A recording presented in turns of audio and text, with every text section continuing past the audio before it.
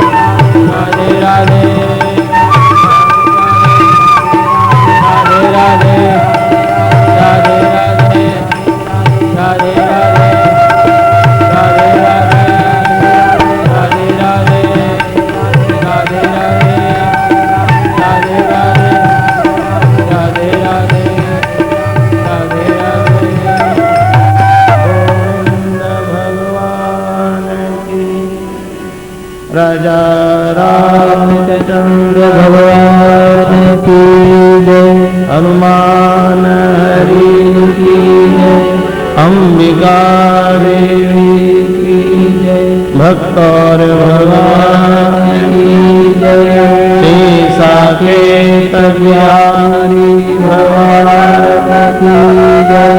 सद्गुरुदेव स्वामी घनश्यामगिरि जी महाराज की जय। जय जय श्री राधे, जय जय श्री राधे, जय जय श्री राधे।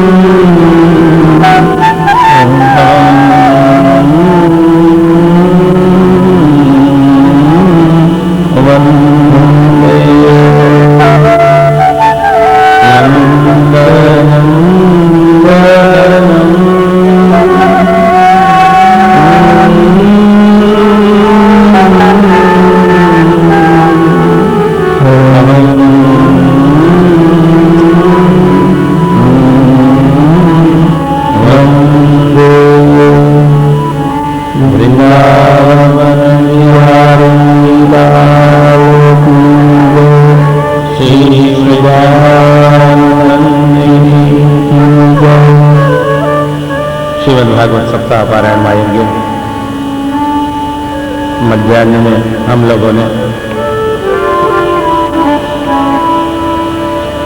6वें स्कंद के 13वें अध्याय पर्यंत कथा श्रवण की। वृत्रासुर की ऐसी अद्भुत गति और मति देख करके महाराज परीक्षित ने प्रश्न किया,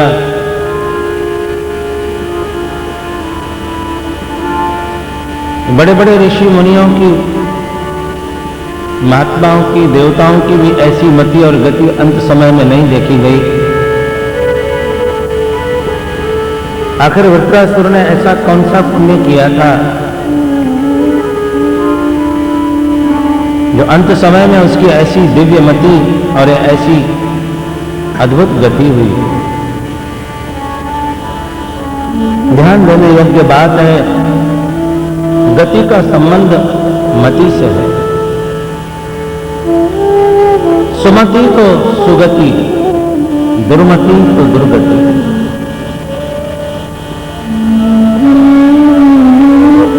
इसलिए बार बार प्रभु से मांग करना कि हमको सन्मति दे।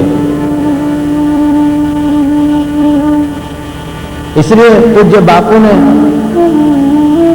राष्ट्रपिता ने अपने कीर्तन में यह शब्द जोड़ दिया, रघुपति राघव राजा राम, पतित पावन सीताराम, ईश्वर अल्लाह तेरे नाम, सबको सन्मति दे भगवान।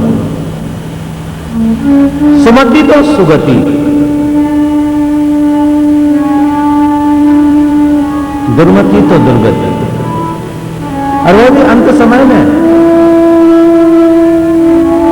बाली के शब्द है, जन्म जन्म मुनि जतन कराही, अंतराम कहीं आवत ना है। जब प्रभु ने यह कहा कि अचल करो तन राखो प्राणा, बाद कहा सुन कृपा निधाना। आपका ये कृपा प्रसाद अच्छा है, लेकिन ये अद्भुत मौका मैं गंवाना नहीं चाहता, क्योंकि अंते मते सा गति गीता जी का सिद्धांत है। असुर होते हुए अंत समय में ऐसी दिव्य मति और ऐसी महान गति, आखिर वृत्रासुर कौन था पूर्व जन्म में? राजा, तुम्हारा अनुमान सत्य है। ये वृत्रासुर पूर्व जन्म में चित्रकेतु नाम का राजा था। संतान की लालसा में 1 करोड़ विवाह कर दिए इसने, लेकिन भगवत गति बड़ी विचित्र है। हो जाए तो 1 से 10 हो जाए, और न हो तो 1 करोड़ से 1 भी न हो।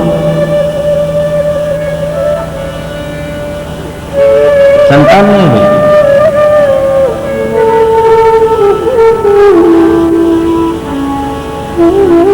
राजा इस दृष्टि से भी चिंतन कर रहा है कि मैंने इस पृथ्वी को धर्म राज्य दिया है और वारिस दे जाना राजा का कर्तव्य है अपने समाज को, राज्य को।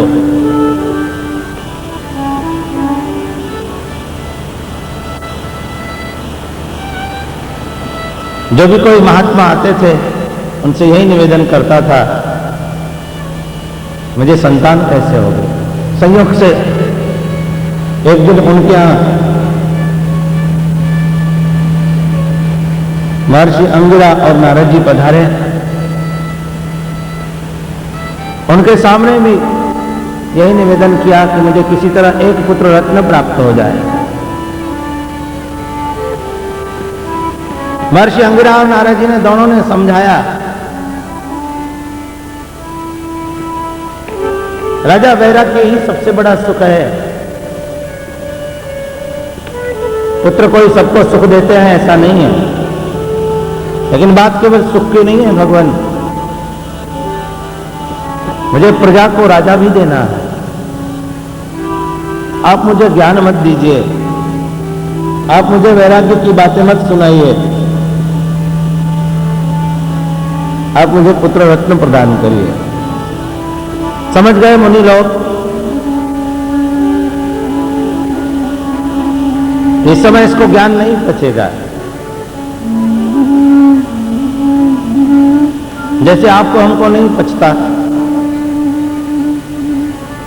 ज्यादातर ज्ञान और सत्य हमको चुभता है, अधिकांश यही देखा गया।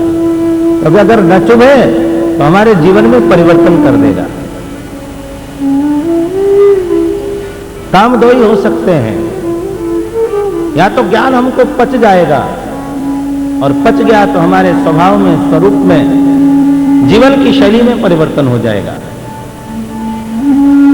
और अगर नहीं पचा तो संभव है हम जितना मानते हैं ईश्वर को या जितना मानते हैं सत्य को, उससे भी शायद नीचे चले जाए।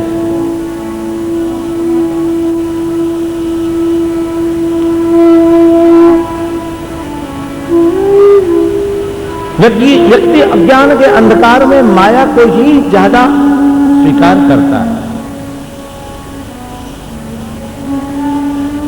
अकर्तव्य को ही कर्तव्य समझ लेता है। और इसी भ्रांति में सारा संसार जिए जा रहा है। मुनियों ने कहा, एक पुत्र कामेष्ट यज्ञ की शास्त्रों ने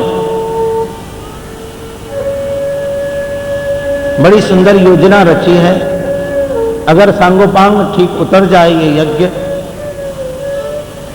तो इस यज्ञ का प्रसाद पुत्र रत्न होता है। यही पुत्र कामेष्ट यज्ञ महर्षि वशिष्ठ ने शुंगी ऋषि के द्वारा महाराज दशरथ के यहां संपन्न कराया।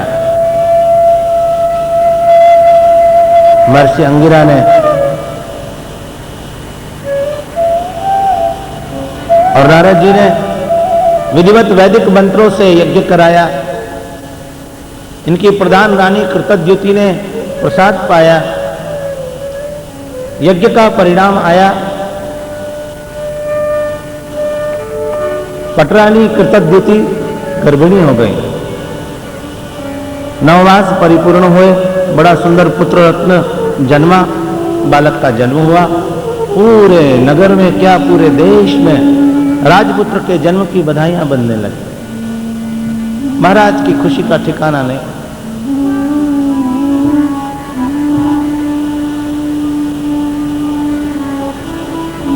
लेकिन 1 करोड़ रानियां, 1 करोड़ में से 1 कम कर दे तो कितनी बचती हैं? 99,99,999। अरे वो उनके मन में ये चिंतन प्रारंभ हो गया कि पहले तो सब एक सी थी, अब हम सब दासियों जैसी हो गई और ये महारानी हो गई। अब तो महाराज हमारे महलों में आएंगे क्यों?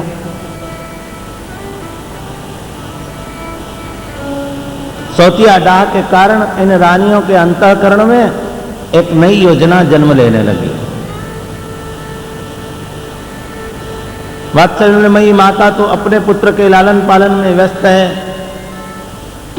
महाराज इस पुत्र रत्न के प्राप्ति के खुशियों में इतने मग्न हैं, उनको किसी के मन में क्या चल रहा है कोई ख्याल नहीं।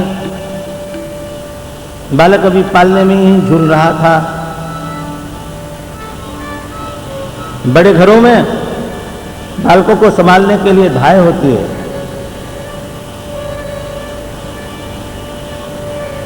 मौका देख करके जब बालक के पास कोई नहीं था, बालक सो रहा था,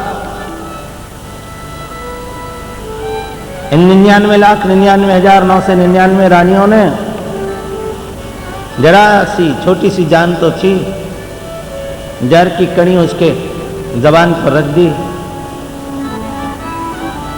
पालने में सोए हुए बालक के प्राण पखेर उड़ गए। बड़ी देर हो गई सोए हुए।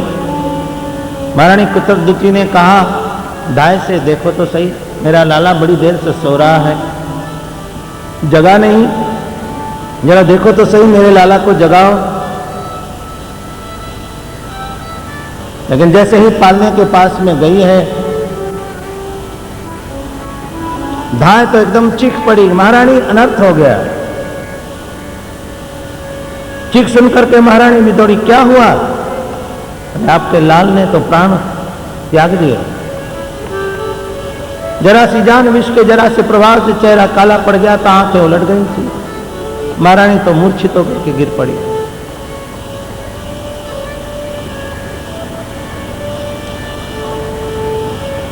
संदेशा तो भेजना था। महाराज इस समय सभा में थे, सेवक दौड़े दौड़े गए, बेतहाशा हाँफते हुए आता देख करके महाराज ने पूछा, क्या बात है, आप लोग ऐसे हाँफ क्यों रहे हैं? बोले, महाराज हमसे कहा नहीं जाता, लेकिन समाचार तो देना पड़ेगा। क्या बात है? मेरा लाल तो ठीक है, महारानी तो ठीक है।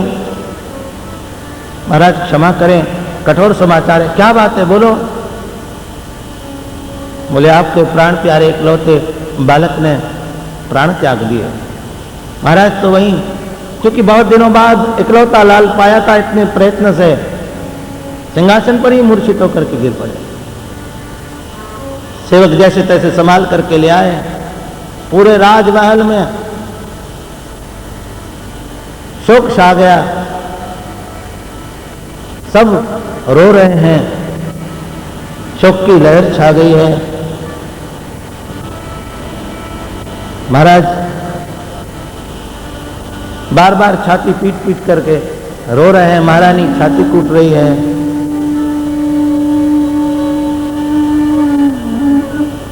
क्या है भगवान, दिया भी तो थोड़े दिनों के लिए, इसे तो न देते वो अच्छा था। हमारे दुख के पारावार नहीं इनके विलापों का। मरने की आयु तो हमारी थी, इस बालक की जान क्यों ले ली? अरे यमराज तू बड़ा निष्ठुर है।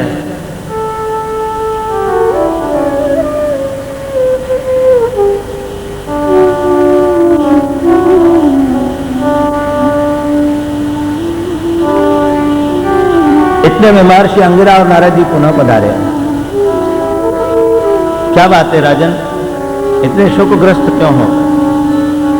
आपके दिया हुआ प्रसाद, उससे पुत्र जरूर प्राप्त हुआ, लेकिन उसके तो प्राण पखेरु उड़ गए। महाराज एक कृपा करो, मुझे भी विष दे दो। राजा, हमने तुमको पहले ही कहा था, सुख और दुख एक रात दिन का चलता है, आते जाते रहते हैं।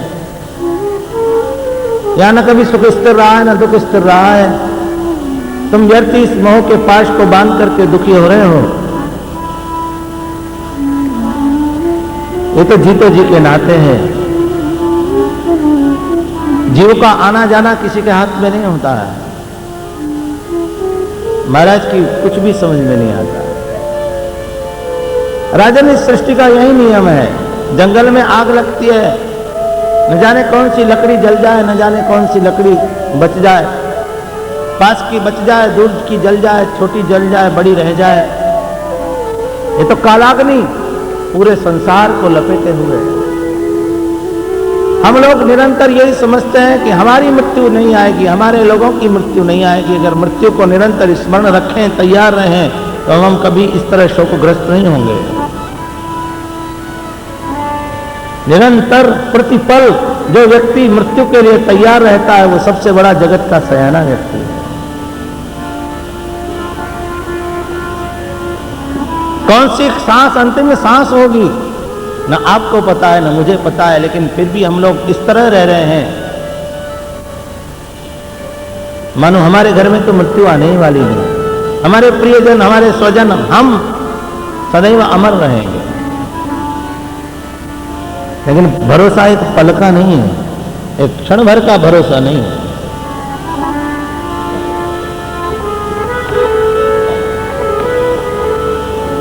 कब सांस रुक जाए, कब ये ज्योति बुझ जाए।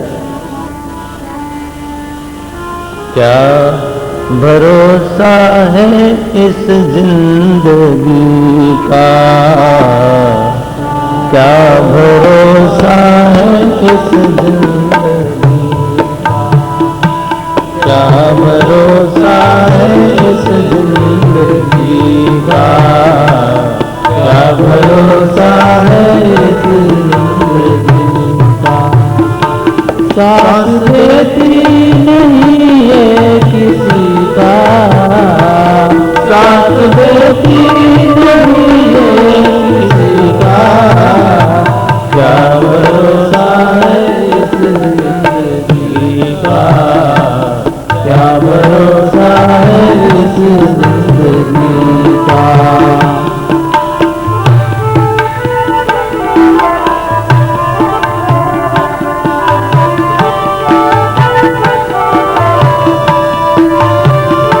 क्षमा बुझ जाएगी जलते, क्षमा बुझ जाएगी जलते जलते, सांस रुक जाएगी चलते चलते, सांस रुक जाएगी चलते चलते, दम निकल जाएगा, दम निकल जाएगा, दम निकल जाएगा,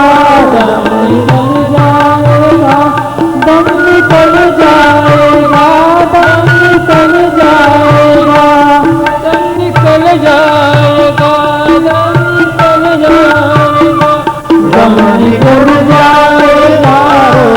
जिंदगा क्या भरोसा है इस जिंदगी का, क्या भरोसा है इस जिंदगी का। साथ देती नहीं है किसी का, साथ देती नहीं है किसी का, क्या भरोसा है इस जिंदगी का, क्या भरोसा है इस जिंदगी का।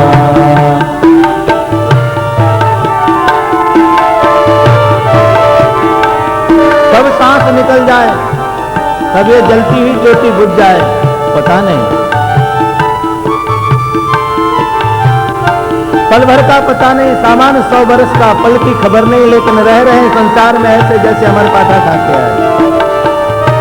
हर व्यक्ति के जीवन की विडंबना है। दो बातन को भूल मत, कवि नारायण, भक्त कवि नारायण। दो बातन को भूल मत, दो चासी कल्याण, नारायण एक मौत को, दूजा श्री भगवान। और मैं तो ये कहता हूं, अगर मृत्यु को याद रखेगा तो भगवान अपने आप याद आएगा। मृत्यु ही वो मंगलमय अवसर है, मृत्यु ही संसार का वो मंगलमय सूत्र है, इस मृत्यु लोक का, जो हमको ईश्वर का स्मरण कराता। सभी संतों का एक मत है, और हम लोग मृत्यु को ही अभिशाप समझते हैं।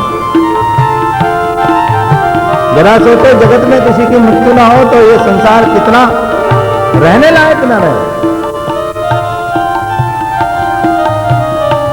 संसरति संसार, धीरे धीरे हमारा जीवन सरकता चला जा रहा है। जैसे हाथ में मुट्ठी में रेत भर लो, आप कितना भी प्रयास करें वो दोनों तरफ से अंगुलियों के छिद्रों से सरकती चली जाएगी। थोड़ी देर बाद आप मुट्ठी खाली पाएंगे। इसी प्रकार कब आयु के ये क्षण कण बिखरते चले जाते, पता भी नहीं चलता। कब बुढ़ापा आ गया, आंखों पर चश्मा चढ़ गया, बत्ती सी बाहर चली गई, शरीर में ताकत नहीं रही और हमने राग रंग में जीवन बिता दिया। न किया स्मरण हरि का, न कमाया हरि नाम।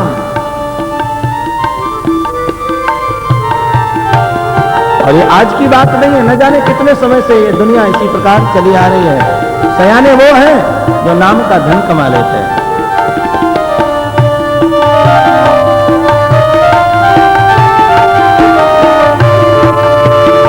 ये दुनिया हकीकत पुरानी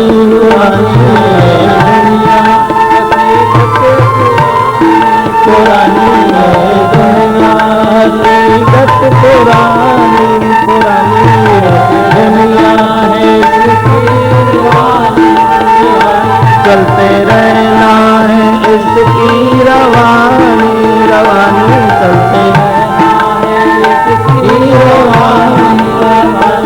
फर्ज पूरा करो, फर्ज पूरा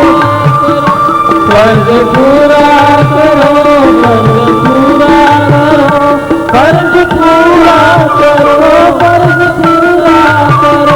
फर्ज पूरा करो, बंदगी का क्या भरोसा है इस जिंदगी का, क्या भरोसा है इस जिंदगी का। साथ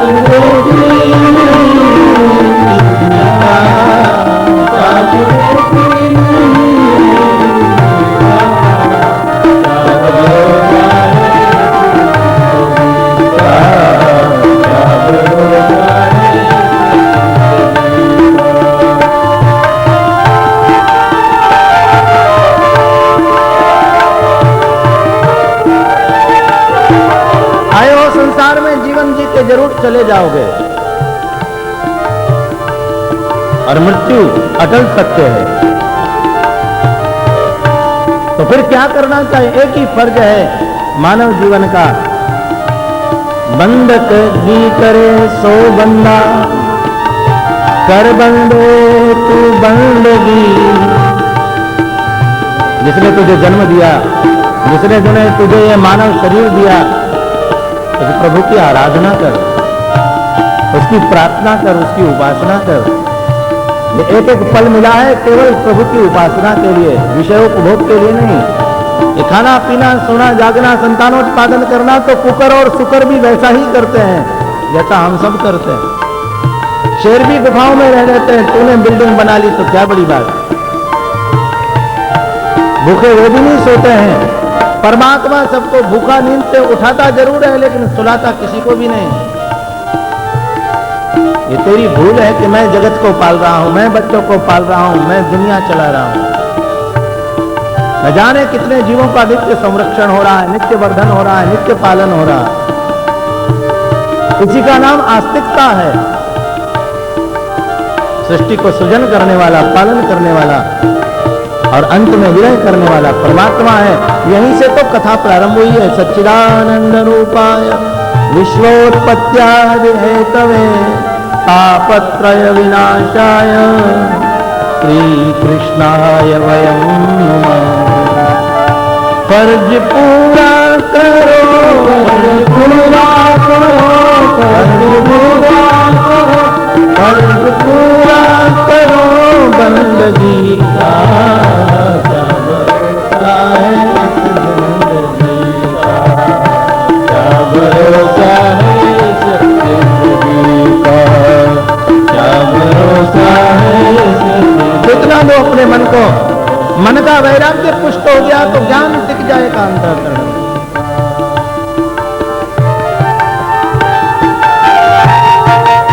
बीच में जो थोड़ा समय छोड़ा जाता है ना, ये जो शब्द सुन रहे हैं उनको चबाइए, और चबा करके जैसे भोजन का रस हम भीतर ले जाते हैं अपने मन में, इन शब्दों के रस को पहुंचाने का प्रयास करिए।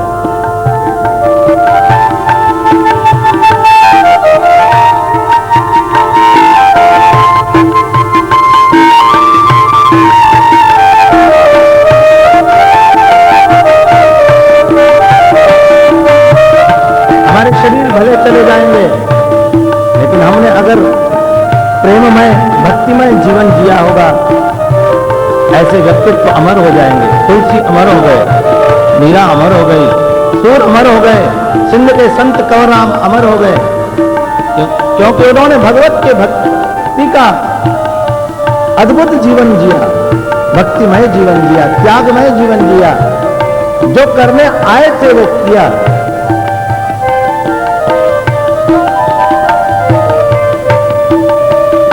हम रहे ना मोहब्बत रहेगी, हम रहे ना मोहब्बत रहेगी, हम रहे ना मोहब्बत रहेगी, हम रहे ना मोहब्बत रहेगी। दास्तां अपनी दुनिया कहेगी, दास्तां अपनी दुनिया कहेगी, दास्तां अपनी दुनिया कहेगी, दास्तां अपनी दुनिया कहेगी। नाम रह जाएगा, नाम रह जाएगा, नाम रह जाएगा, नाम रह जाएगा, नाम रह जाएगा, नाम रह जाएगा, नाम रह जाएगा। आदमी क्या भरोसा है, क्या भरोसा है, क्या भरोसा है किसी जिंदगी का, क्या भरोसा है किसी का। साथ देगी किसी का, साथ देगी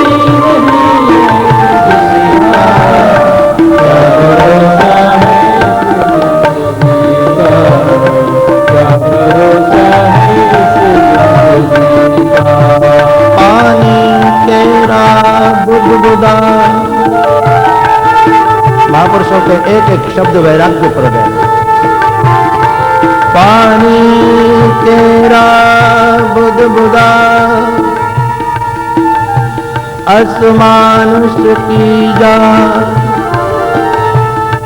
देखत ही छिप जाएगा,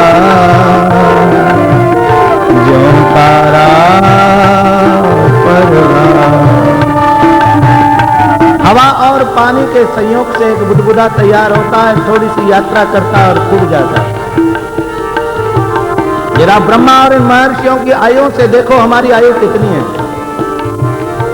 शरीर पड़ा रहता है पिता का, दादा का, देखते देखते कहां से श्वास निकल गई, अभी जो बोल रहा था, अभी जो देख रहा था, कहां चला गया पता भी नहीं चलता। जैसे रात्रि में अगर आप तारे को देखते रहें, ब्रह्म मुहूर्त में उठने वाले लोग ये जानते हैं, आप देखते रहें, सूरज की झाई आती है, वहीं की वहीं विलीन हो जाता है। यही दशा मानव की, किस बात का अहंकार किए बैठे।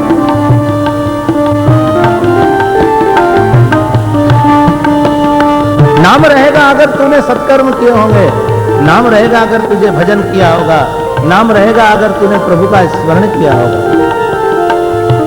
दुनिया हकीकत पुरानी पुरानी, दुनिया हकीकत पुरानी पुरानी, चलते रहना है इसकी रवानी रवानी, चलते रहना है इसकी रवानी रवानी। फर्ज पूरा करो, फर्ज पूरा, फर्ज पूरा करो, फर्ज पूरा करो, फर्ज पूरा करो, फर्ज पूरा करो, फर्ज पूरा करो, बंदगी का क्या भरोसा है।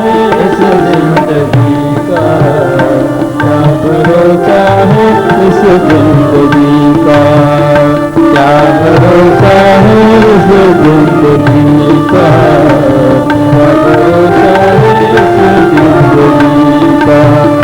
साथ देती नहीं किसी का, साथ देती नहीं किसी का, क्या भरोसा है इस जिंदगी का, क्या भरोसा है इस जिंदगी का, क्या भरोसा, क्या भरोसा, क्या भरोसा,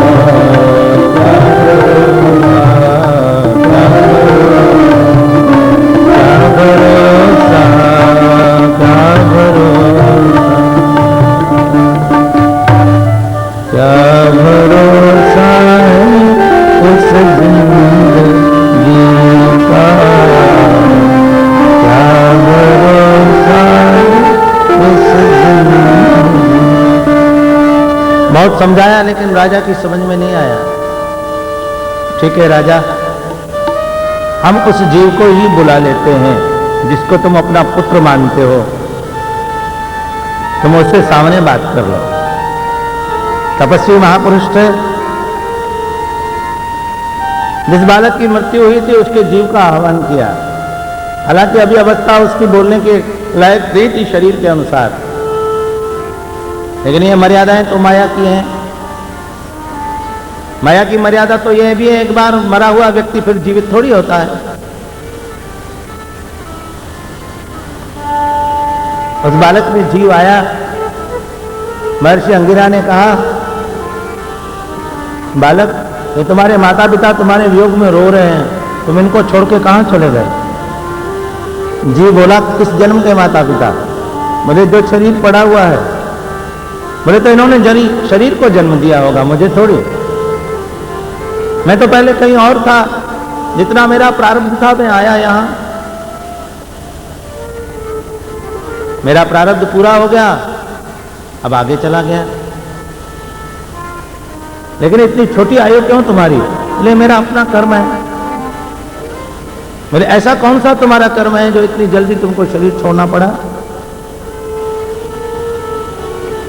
महाराज, वो अभी भी खड़ी थी, बड़ी जोर से डांड मार मार कर रो रही थी जिन्होंने जहर दिया था। वो तो उसकी सगी मां से भी ज्यादा डांड मार करके रो रही थी। पता नहीं कैसे रुआस आ रही थी, लाल मिर्ची की पुड़िया रख के लाई होंगी, खबर नहीं। अरे ओ, धीरे से लगा लेती होंगी आंखों से, उनसे भी ज्यादा आंसू आ रहे थे। महाराज, जीव बोला, जो ये 1 करोड़ रानियां है ना, ये पिछले जन्म में चींटियां थी, और मैं एक गुरु के यहां विद्यार्थी था। भोजन बनाने के लिए गुरु ने मुझे चूल्हा चेताने के लिए कहा। मैंने चूल्हे में कंडे दिए और मैंने देख लिया उन कंडों में ये चींटियां अपना घर बनाए बैठी थी। और आप लोग देखते हैं, चींटियां झुंड में रहती है और करोड़ों की संख्या में साथ रहती है। मेरा कर्तव्य था मैं उन कंडों को अलग कर देता, लेकिन मैंने लापरवाही की। वो चींटियों वाले कंडे ही मैंने सारे के सारे अग्नि में लगा दिए। मैंने पिछले जन्म में इन सबको जलाया, इस जन्म में इन सब ने मिलकर के मेरी जान ले ली। हिसाब किताब पूरा हो गया, अब आगे की यात्रा करनी है। जब उस जीव के मुख से ये शब्द सुने तो चित्रकेतु की आंखें खुल गई। यहाँ कोई किसी का नहीं, सब अपना हिसाब किताब पूरा करने आए हैं। तुम गले से लगा करके रोते रहो, हाय मेरा बेटा, है मेरा बेटा। यहाँ कोई किसी का बेटा नहीं, कोई किसी का बाप नहीं, कोई किसी की माँ नहीं, कोई किसी का। सत्य तो यही है, लेकिन ये सत्य गले उतरना बड़ा मुश्किल है। हरिओ, मेरा मेरा करके ही हम सब फंसे हैं जगत में। जब जीव के मुख से ये शब्द सुने तो मन में निश्चित रूप से वैराग्य की अग्नि जगी, क्योंकि जीव का सबसे बड़ा कर्तव्य है भगवत भजन।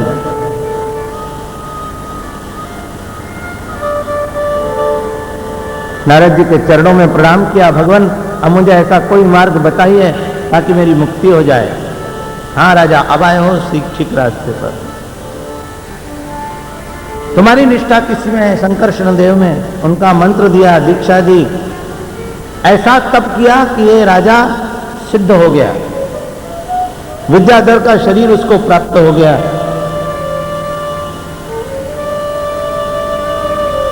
एक दिन विमान पर बैठ करके विचरण कर रहा था आकाश में, कैलाश पर चला गया। भगवान शिव महारानी उमा को अपने वाम भाग में गोदी में बिठा करके मुनियों की सभा में बैठे थे। देखिए, इतनी ऊंचाई पाकर के भी व्यक्ति कहां कमजोर रह जाता है। अपना विमान कैलाश पर उतारा और सारी सभा में सुना करके कहने लगा, ये कहां की मर्यादा है? हम साधारण गृहस्थी लोग भी स्त्रियों के साथ में इस प्रकार का व्यवहार एकांत में करते हैं। ये तो महादेव हैं, क्या शिक्षा पाएंगे जगत के लोग इनसे? बड़ी सभा में इस प्रकार अपनी अर्धांगिनी को अपने घोंटों पर बिठा करके कंधे पर हाथ रख कर बैठना कोई मर्यादा है?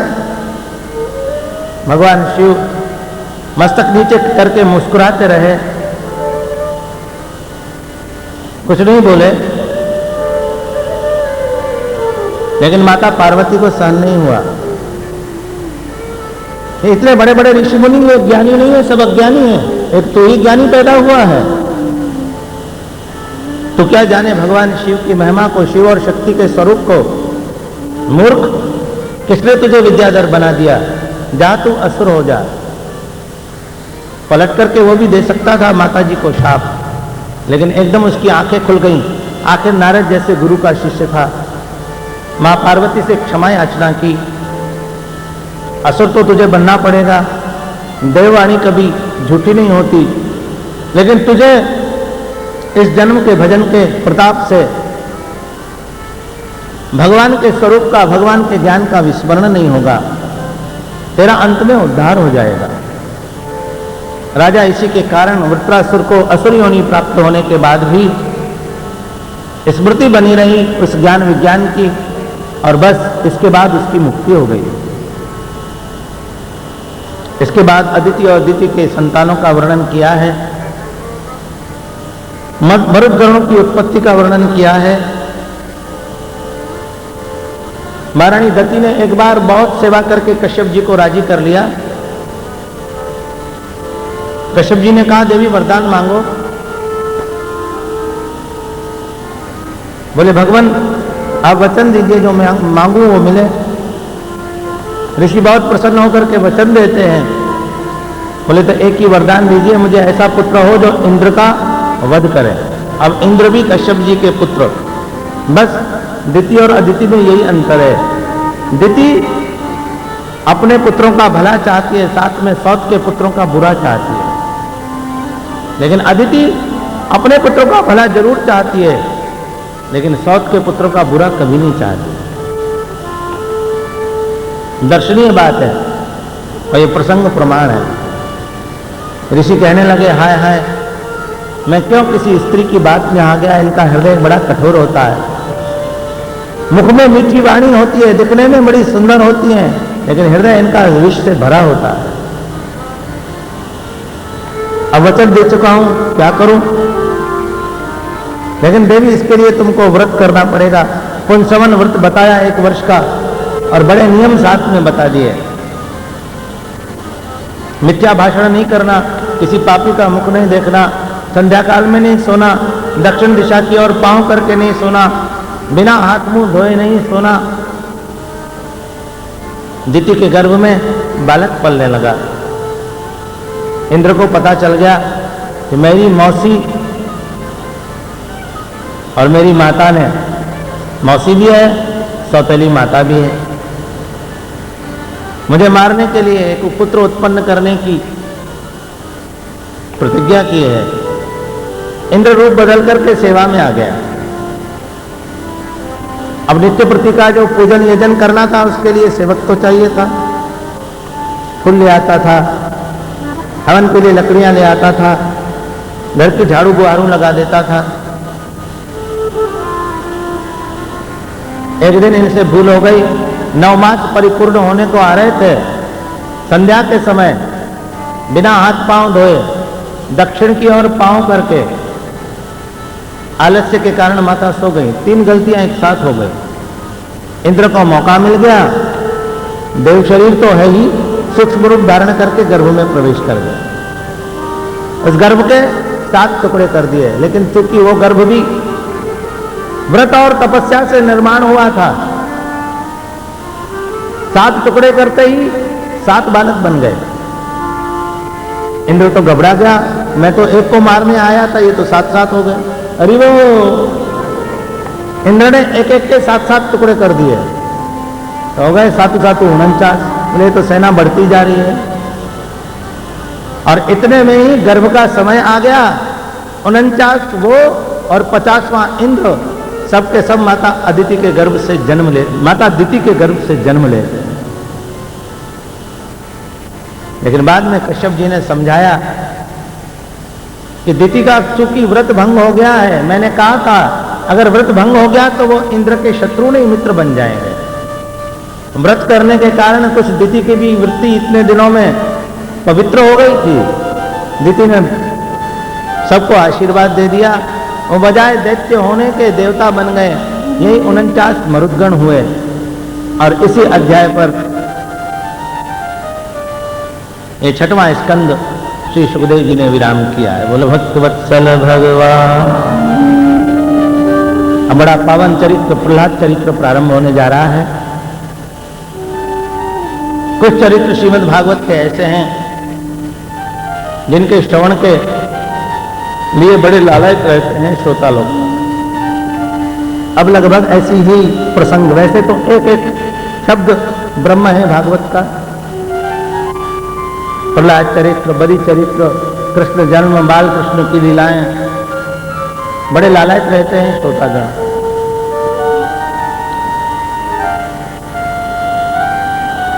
राजोवाच, राजा ने प्रश्न किया। अभी अभी वृत्रासुर का वध सुना ना। सबा प्रिय सुहृद ब्रह्मन् भूतानां भगवान् स्वयं इंद्रस्यार्थे कथं दैत्यान् अवधीत् विषमो यथा।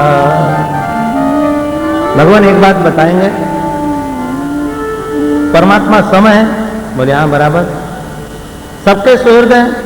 बोले बिल्कुल। सब जीवों के प्रति समान भाव रखते हैं? बोले हाँ बिल्कुल।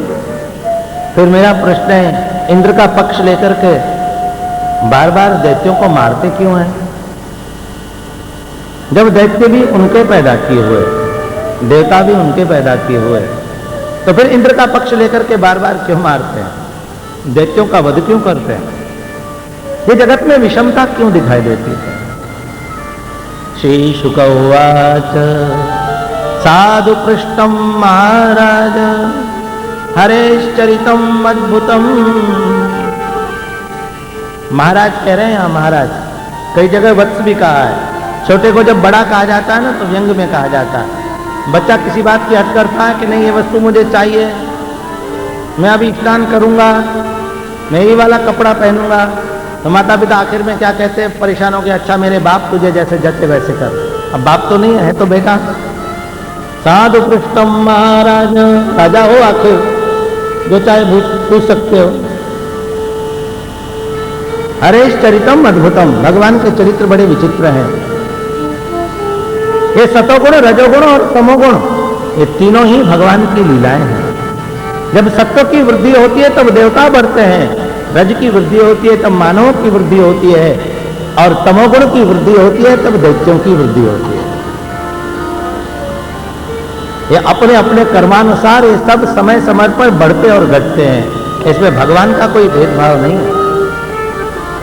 और हरेश चरितम अद्भुतम, ठाकुर की लीलाएं बड़ी विचित्र हैं। क्या अद्भुत चरित्र हैं? हमारे श्री बालकृष्ण लाल, वन में आग लगी, गौए और बछड़े डकारने लगे, ग्वाल बाल पुकारने लगे। ठाकुर ने सारे सखाओं से कही कि मुझे एक मंत्र आता है, अगर वो मंत्र मैं बोल दूं तो अग्नि शांत हो जाएगी। लेकिन मंत्र का प्रयोग एकांत में किया जाता है। अब यहाँ एकांत कहाँ से हो, तुम यहाँ से कहीं जा नहीं सकते, चारों ओर आग लगी है, तो एक ही उपाय है। ठाकुर सोचे अगर मैं मुख में अग्नि को धारण कर लूँ तो ऐसा मुझे परमात्मा समझने लगेंगे, फिर मेरे साथ खेलेंगे नहीं, मुझसे संकोच करेंगे। ठाकुर ने कहा एक काम करो, मैं महामंत्र को प्रयोग करूं, तुम सबके सब जो है अपने आंखन में बंद कर रहे हो। अब छोरान ने आंखें बंद की, लेकिन संग के सखा हैं, बड़े दयालु हैं। कई ने तो ईमानदारी से आंखें बंद कर ली, कई छोरा यो करके देखने लग गए कि क्या कर रहे हो ये। अरे वो ठाकुर जी ने कही, अरे वो छोराओ ठीक से आंख बंद करो, नहीं तो जो आंख नहीं बंद करेगा सब भर जाएगा। अब इन लालाओं ने कन्हैया की कई लीलाएं देखी हैं, बोले हाँ हम तो कन्हैया के सखा हैं, कौन बारे को हमें। तो फिर भी कई छोरा यूं करके देख रहे, अरे छोराओ अपने आंखन ने हथेली से बंद करो। तो छोराओं ने यूं आंख बंद कर ली, फिर भी कई छोरा यूं जो है अंगुलियों को पहला करके देखे भी लग गए। बोले गद्दी लगाओ, गद्दी, हाथ की गद्दी लगाने। 99% तो आंख बंद कर ली। लाला ने 3 बार कहिए कहीं बर नहीं जाए, डर भी लगे। सबके देह परम प्रिय स्वामी, अरे वो, लेकिन फिर भी 1-2 छोरा ने जरा सी गद्दी हटा करके देख ही लियो। ठाकुर ने कहा क्यों, विराट स्वरूप के वर्णन में श्रवण किया आपने, मुखाद अग्नि रजायत, तो मुख से अग्नि का प्राकट्य हुआ ना। ठाकुर ने जरा सा मुंह खोला, पूरी की पूरी अग्नि ठाकुर के मुख में प्रवेश कर गई। लालाओ आंख खोलो। सखा ने आंख खोली, जरा भी अग्नि नहीं। अभी तो कितनी जोर की लपट लग रही थी, अब एक चिंगारी भी नहीं। कन्हैया अग्नि कहाँ गई? बोले मैंने मंत्र पढ़ो, मंत्र के प्रभाव से बुझ गई। बोले हाँ जैसे बुझ गई हमें पता है, हमने जरा सी देख ली। का देखी? बोले तेने पी ली। बोले बावड़े रहे हो, आग पी जाए, ठंडाई पी जाए, आग पी जाए। अरे वो कलर में तो लोग आ गई पी में चाय, अरे वो आ गई पी रहे हैं और का पी रहे हैं, नक से सिख तक सत्यानाश है। अरे वो सबसे बड़ा नुकसान है, हमारे शरीर की रोग प्रतिरोधक क्षमता नष्ट कर देती है। इसलिए ही जो भी मर्ज पुराना हो जाता है कैंसर बन जाता है। एक चाय की देन है। पहले राजे महाराजाओं को होता था राजक्षमा, इस टीबी जिसको कहते हैं ना,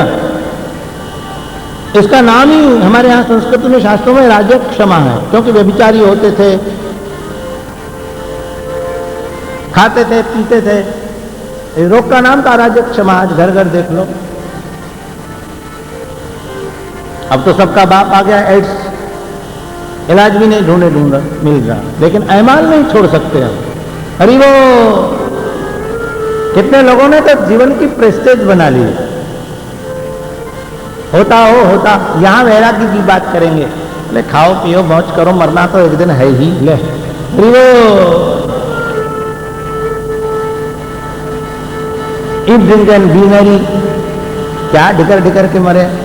तो जो कंदमूल फल फूल खाते हैं वो ढिकर ढिकर के मरते हैं, जो चाय पी करके हॉस्पिटल में जान देखते हैं वो शान से मरते हैं। क्या थ्योरी है? अरे वो हमारे सारे ज्ञान ही उल्टे हो गए इस कलयुग में।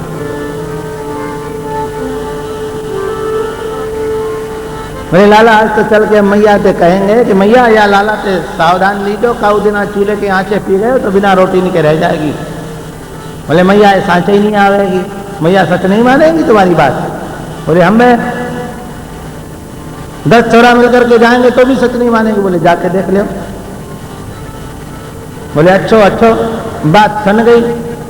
ठाकुर जी कर में कमल फिराते, श्याम सुंदर घर में आए, मैया ने आरती उतारी, गऊ खिरकन में गई और वहां पहुंचते ही मैया ने कही लाला ब्यारू में काले गो।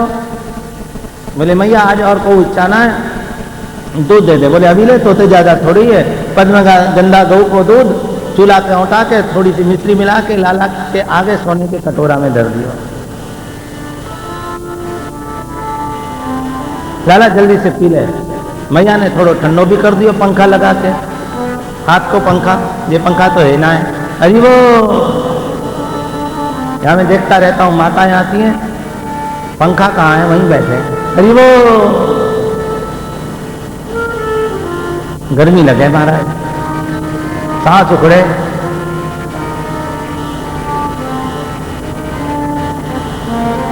मैया ता तो है, बोले इतनो तो सिराय दियो, ठंडो तो है गयो। ठाकुर जी पता है अभी वो आने वाले हैं।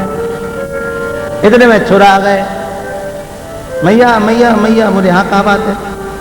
बोले मैया आज की बात बताएं। बोले काहे गए हो? असुर आते रहते थे मैया के मन में, खटका रहे। बोले काहे गए हो? बोले आज मैया जंगल में आग लग गई, मैया के हाथ से तो बेलन गिर पड़े हैं। फिर कैसे बचे? बोले अच्छे बचे, हमने तेरे लाला को प्रार्थना करी, तेरे लाला ने पूरी की पूरी आंच पी ली। मैया ने डंडा उठाए, मरे हो, आधा घंटा है गए, मैंने सिराय दियो दूध, तातो दूध तो पी ना सके, आंचें पी जाएगो। अरे वो ठाकुर जी महाराज भीतर से झांक के देख रहे, जीभ दिखा रहे कि ले और बोलो झूठ। मैंने पहले कही मैया नहीं मानेंगी, अभी तो वही ने फूंकी दे रहे बैठे बैठे, पियो ना है कहीं गुंड, लाला दूध पियो। बोले नहीं मैया तातो है। बोले अभी ताई तो दूध नहीं पी रहे हो, इतना तातो लग रहे हो, आंच पी गए हो। वो सही संध्या को समय, दिया बत्ती को समय है, मेरे घर में आके झूठ बोलना है। बोले मैया तेरी कसम, ब्रज के छोरा है, तेरी सौगंध। बोले तुम्हारे का घर के मर गए हैं सब, अपने मैया बापन की झूठी सौगंध खाओ, हमारी गाय को खाओ, भागो यहां से। सब छोकरा भागे वहां। अद्भुत लीला गोकुल राय, अद्भुत लीला गोकुल राय, अद्भुत लीला गोकुल राय, अद्भुत लीला गोकुल राय।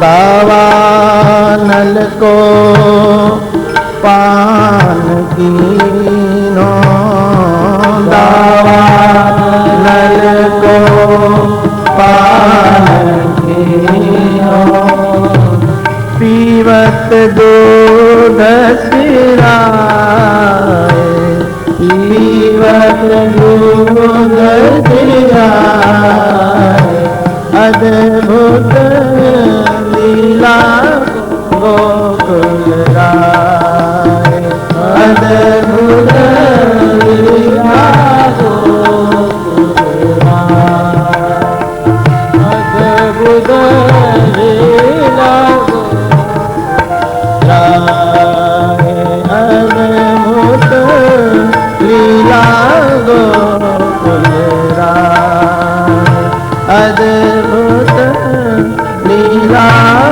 गोकुल राय। हरे चरितम अद्भुतम। तो भगवान के चरित्र बड़े अद्भुत है राजा। और सच्ची बात तो यह है कि विषमता व्यवहार में तो रहेगी ही रहेगी। भाव में अद्वैत होना चाहिए, व्यवहार में कभी अद्वैत नहीं हो सकता।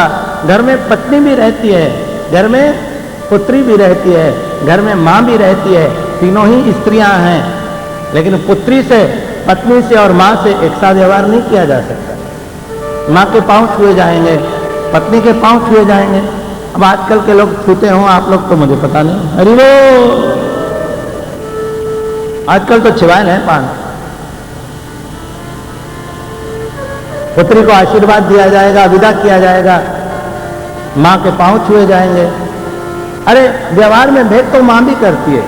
एक 5 साल का बालक है, एक 20 साल का बालक है। 20 साल के बालक को 4 रोटी देती है माँ, 5 साल के बालक को 1.5 रोटी देती है।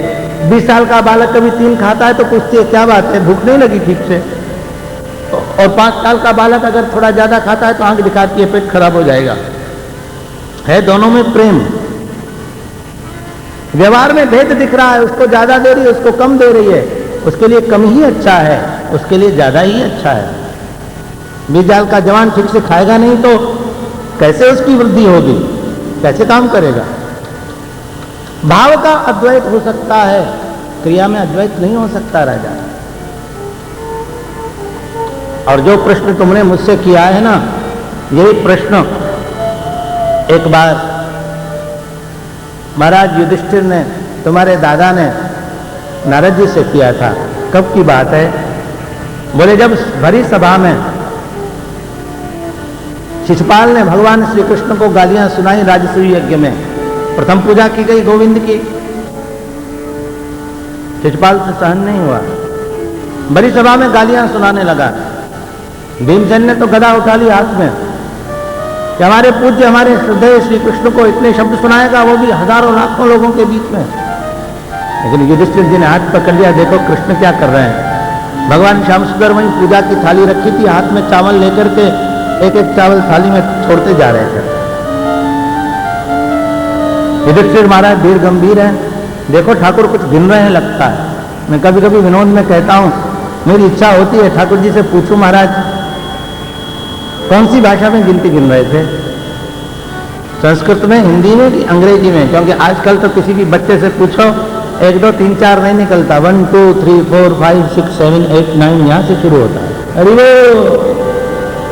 और माता पिता बड़े राजी होते हैं, हमारा बच्चा अंग्रेजी बोलने लगा। एकम द्वितीयम तृतीयम, यह है संस्कृत में। अरे वो, और 1 2 3 4 तो सभी पढ़े होंगे। मुझे कभी इच्छा होती है ठाकुर मिल जाए तो पूछूं आपने कौन सी भाषा में गिनती पढ़ी? बाकी गिन रहे थे ठाकुर। और जैसे ही 100 की संख्या पूरी हुई, भगवान ने चक्र सुदर्शन को आवाहन किया, चक्र ने शिशुपाल का मस्तक काट दिया और सबके देखते देखते शिशुपाल की ज्योति प्रभु के चरणों में लीन हो गई। जन्म को शिशुपाल बैरी देत गिन गिन गारी, कियो विलीन आप में हरि राज सभा लारी। युधिष्ठिर जी को शंका हो गई, नारद जी वहां विराजमान थे। नारद जी, ठाकुर को गालियां देने वाले की उद्धार हो गया तो फिर लोग भजन क्यों करेंगे? आरती के लिए देसी घी क्यों खर्च करेंगे? इतनी सुगंधित अगरबत्तियां क्यों ले आएंगे? ये फूल कितने महंगे हो जाते हैं आउट सीजन में, फिर तो लोग गाली देंगे और पार हो जाएंगे। अरे वो, ये कैसे? बोले राजा, तुमने कीट पेशस्कृत न्याय सुना नहीं सुना? किसी भी प्रकार से मन कृष्ण में लगा दे। गोपियों ने काम से लगाया। गोप्य कामात् भयात् कंसो द्वेषात् चैद्यादयो नृपा संबंधात् वृष्णयो स्नेहाद् यूयम् भक्त्या वयम विभो। गोपियों ने उनसे प्रेम किया। काम का तात्पर्य यहां प्रेम ही है। कंस भयभीत रहता था। देखना, रावण और कंस के भाव में अंतर है। रावण कहता है सामने आए और कंस चाहता है सामने ना आए। वहीं गोकुल में ही उसको मार डाला जाए। मथुरा में भी आया तो पहलवानों को तैयार कर दिया कि मेरे मंच तक पहुंचने से पहले ही मार डालना। कोवलिया पीड़ को तैयार कर दिया। कंस डरता है, आसमान का रंग देखता है श्याम वर्ण, भाग करके चला जाता है महलों में। सुना है वो सांवला है, कहीं इसी आसमान के मध्य से मेरे माथे पर कूद न पड़े। भयात कंस करता था कृष्ण का चिंतन। हो गया उद्धार। और ये चेदिराज इत्यादि द्वेष करते थे, दाह करते थे कृष्ण की महिमा से, क्योंकि जिसके साथ इसकी सगाई हुई भगवान श्री कृष्ण उसको ले उड़े। रुक्मिणी विवाह प्रसंग परसों आएगा सायंकाल। और ये वृष्णि लोग भगवान को अपना सगा संबंधी मानते हैं। संबंधात वृष्णयो, और आप लोग उनको स्नेह से भजते हैं। स्नेहाद यूयम, और हम भक्ति से। ये न केन प्रकारेण मना कृष्णम निवेशय। और सबसे बड़ी बात तो यह है राजा, ये भगवान का पार्षद था। इसकी इस जन्म में मुक्ति हो गई। भगवान का पार्षद और असुर बन गया। वो कैसे भगवान? विस्तार से कथा सुनना चाहता हूं। तृतीय स्कंद में जो आपने प्रसंग सुना ना कल, जय विजय को शाप मिला। 3 अवतार हुए, हिरण्याक्ष और हिरण्यकश्यप, रावण और कुंभकर्ण, और ये तीसरा जन्म था इनका चेदिराज, शिशुपाल और दंतवक्त्र। दंतवक्त्र को यहां से जाने के बाद भगवान ने द्वारका में मारा है। भगवान इधर ही थे, उधर दंतवक्त्र ने चढ़ाई कर दी द्वारिका पर। भगवान ने वहां पहुंच करके उसका भी विनाश किया और पुनः जय विजय के रूप में वैकुंठ में चले गए। तो हिरण्याक्ष को भगवान ने मारा वराह बन करके, और हिरण्यकश्यप ने जब अपने ही पुत्र पर अत्याचार किया तो खंभे से प्रकट होकर के नरसिंह रूप में भगवान ने उसको मारा। रावण और कुंभकर्ण को मारा। जानकी जी के हरण के ब्याज से राम रावण युद्ध प्रसिद्ध है लंका में, और इस अवतार में तुमने सामने ही देखा। महाराज युधिष्ठिर ने प्रश्न कर दिया, तो बाकी सब तो बातें समझ में आ रही हैं, लेकिन ये हिरण्यकश्यप ने अपने ही बेटे से बैर क्यों किया? संतानें तो पशुओं और पक्षियों को भी प्राणों से प्यारी होती हैं। उसमें फिर प्रहलाद जी तो आज्ञाकारी बालक रहे होंगे, भगवत भक्त थे। प्राण प्यारे बेटे पर अत्याचार करना और उसको मारने का प्रयास करना, बात तो समझ में नहीं आई। महापुरुषों के मुख से अगर भगवत कथा, भक्त कथा सुनना हो ना, तो जिज्ञासु बन जाओ। सुनो राजा, जब हिरण्याक्ष को भगवान वराह ने मारा तो हिरण्यकश्यप ने बैर बांध लिया। देखो, तीनों अवतारों में भगवान के इन दैत्यों के द्वारा जो वैर का कारण बना है ना, वो भिन्न भिन्न बना है। वहां शूर्पणखा की नाक काटी गई, रावण ने सीता का हरण किया। यहां पृथ्वी का उद्धार करने के लिए हिरण्याक्ष ने भगवान का पीछा किया। जब भगवान ने उसको मारा तो मेरे भाई के मारने वाले को मैं छोड़ूंगा नहीं, बैर बांध लिया भगवान। लेकिन आखिर मैं उसको क्षीण कैसे करूं? वो कहां मिलेगा? पता तो किसी के पास है नहीं।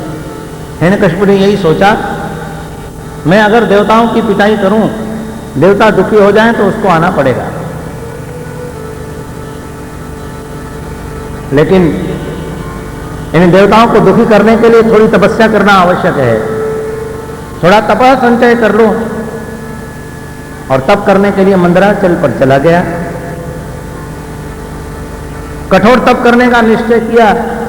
इधर देवताओं में खलबली मच गई। वैसे ही ये भयंकर प्रतापी है, दुष्ट है, दैत्य, और अगर तपस्या करके वरदान पा लिया फिर तो निश्चित रूप से हम दुखी हो जाएंगे। महाराज, विपत्ति के समय में सब देवता एकत्रित हो जाते हैं। बृहस्पति जी ने कहा, चिंता मत करो, मैं केवल मालपुए खाने वाला पुरोहित नहीं हूं, मैं आपकी समस्या का समाधान करूंगा, मैं उसको तप नहीं करने दूंगा। लेकिन कैसे भगवान? बोले, मुझ पर छोड़ो। ये इस प्रश्न का उत्तर है। कई लोगों ने प्रश्न उठाया कि इतने दुष्ट दैत्य का पुत्र ऐसा भगवत भक्त कैसे हुआ? प्रसंग है विष्णु पुराण में। जब वो तपस्या करने के लिए गया, इधर से बृहस्पति जी तोते का रूप धारण करके जहां वो तपस्या कर रहा था उसके सामने के वृक्ष पर आकर के बैठ गए। ये दैत्य जितने भी हैं, या तो ब्रह्मा जी से वरदान चाहते हैं, विष्णु से तो इनका बैर रहता है, और या भगवान शिव की उपासना करते हैं। वो जाप करने लगा, ओम ब्रह्मणे नमः, ओम ब्रह्मणे नमः, ओम ब्रह्मणे नमः।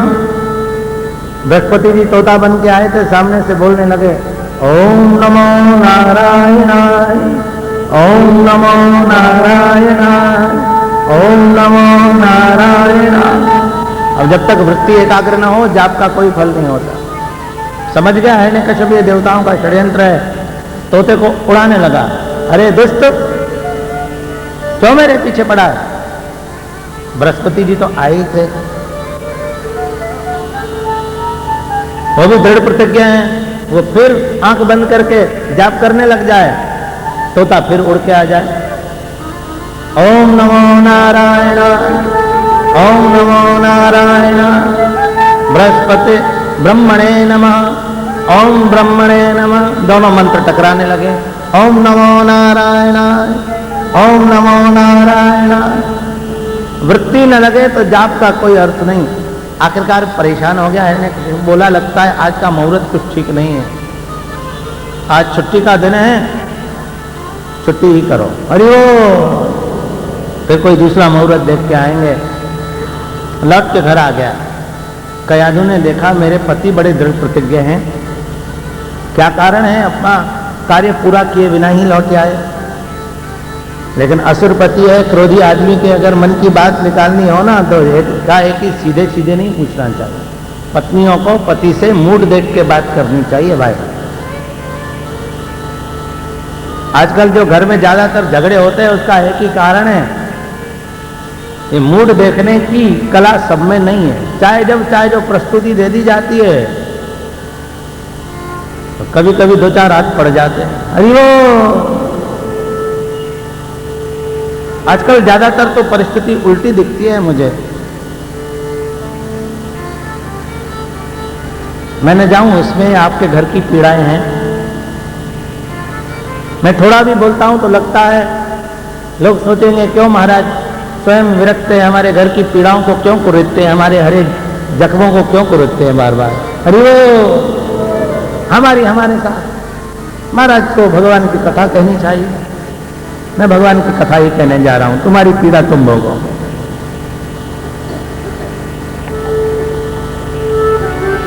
हाथ मुंह धुलाया, सोने का पटा बिछाया,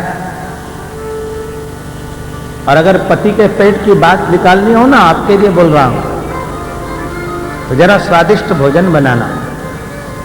भोजन में बड़ा मोहन मंत्र होता है। स्वादिष्ट भोजन करते ही व्यक्ति का मन बदल जाता है।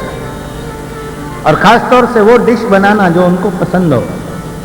समोसे तो समोसे, रसमलाई तो रसमलाई, जो उनको पसंद हो। कड़क चाय तो चाय,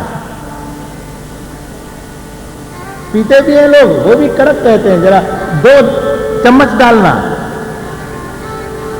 काम बनाने के लिए तो कुछ भी किया जाए भाई। अरे वो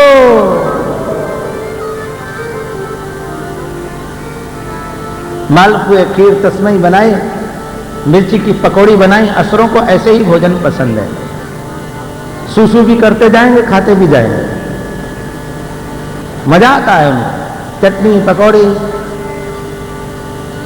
और कयाधु ने कहा दासियों को, इतने बड़े राज घराने की राजरानी थी, अपने हाथ से भोजन बनाया और पति को परोसने लगी प्रेम से।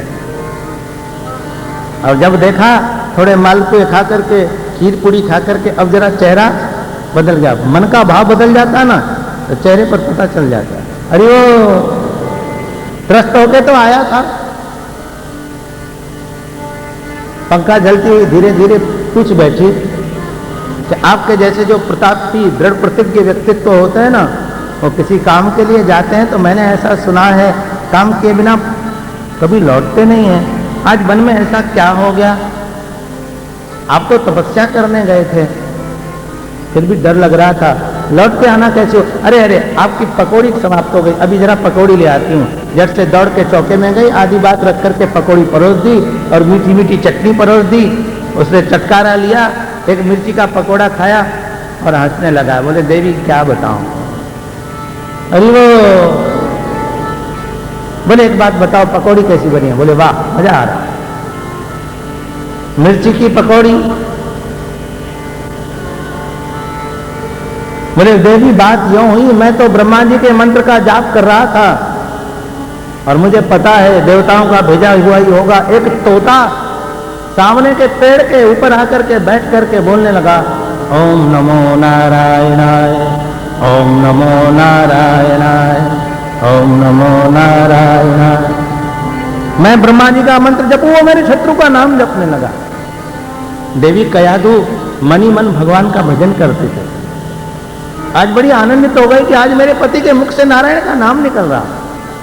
सोचने लगी चलो, बड़ी सयानी थी, पत्नी चाहे तो पति का उद्धार कर सकती है। सोचने लगी चलो इसी बहाने आज पति के मुख से कम 108 बार नारायण नाम निकलवा लूं, एक माला पूरी करवा लूं। बोले अरे आपके मालपुए समाप्त हो गए। कैसे बने हैं? बोले वाह मालपुए तो बहुत ही अच्छे बने, जरा 2 और ले आओ। बोले मैं अभी गई, बढ़िया मलाई और पानी मत लाना भाई। अरे वो मलाई और दूध के मालपुए परस दिए, खाते खाते फिर हिरण्यकशिपु हंसने लगा। भगवान आपने तो बड़े आश्चर्य की बात सुनाई, तोता भी नारायण नारायण बोलता था। बोले देवी बिल्कुल स्पष्ट नारायण मंत्र जप रहा था, ओम नमो नारायणाय, ओम नमो नारायणाय, ओम नमो नारायण। अरे हिरण्यकश्यप बोल रहा है, तुम क्यों नहीं बोल रहे? तुम उससे भी नीचे हो, ऊपर हो। ओम नमो नारायणाय, ओम नमो नारायण, ओम नमो नारायण, ओम नमो नारायण, ओम नमो नारायण, ओम नमो नारायण, ओम नमो नारायण। ऐसे बिलग बिलग ढंग से प्रश्न करके उसने कई बार नारायण नाम लेवाया। पत्नी के साथ ऐसी मीठी मीठी बातें हो तो मालपुए और खीर कुछ ज्यादा ही खा ली जाती है। भोजन कई लोग ऐसे करते हैं डट के कि सीधा पाटले से उठ के खाटले पर जाए। अरे वो हाँ, भोजन तो ऐसा करे, कभी कभी सेठ लोग ऐसे भोजन करते कि 2 लोगों को उठाना पड़े, 2 इधर से लगे 2 उधर से लगे। हिरण्यकशिपु सीधा अपने सोने के पलंग पर आया, मखमली सेज बिछी थी। आज का यादू का मन भी बड़ा प्रसन्न है। नारायण से बैर करने वाले के मुख से कई बार नारायण नाम लिवाया। बाकी थोड़ी सी गिनती बाकी रह गई है, 108 में उपचरण सेवा करते करते पूरी कर लूंगा। रात्रि का समय एकांत कक्ष में सोने के गिलास में पिस्ता बादाम का दूध ले आई, केसर डला हुआ पति के हाथ में थमाया, लौर से टिका हुआ हल्का हल्का गुनगुना दूध। हिरण्यकशिपु बैठा धीरे धीरे पी रहा है, देवी चरण चापी कर रही है और फिर चर्चा छेड़ दी उसने। बोले आज तो आपने बड़ी ही मजे की बात बताई, तोता भी नारायण नारायण बोलता है। हाँ देवी सच कहता हूँ, इतना स्पष्ट बोल रहा था कि मानव भी क्या बोलता होगा। ओम नमो नारायण, ओम नमो नारायण, ओम नमो नारायण। महर्षि वेदव्यास विष्णु पुराण में लिखते हैं, पति पत्नी के दोनों के मुख में नारायण का इन्हीं क्षणों में प्रहलाद जी गर्भस्थ हुए। हिरण्यकशिपु तपस्या के लिए चला गया, इधर श्री प्रहलाद जी का नारद जी के आश्रम में जन्म हुआ। हिरण्यकशिपु लौट के आया तब प्रहलाद जी महाराज 5 वर्ष के बालक हो चुके। उसका तब सफल हो गया। पूरे शरीर को आप प्रश्न कर सकते हैं कि दोबारा क्यों नहीं देवताओं ने प्रयास किया।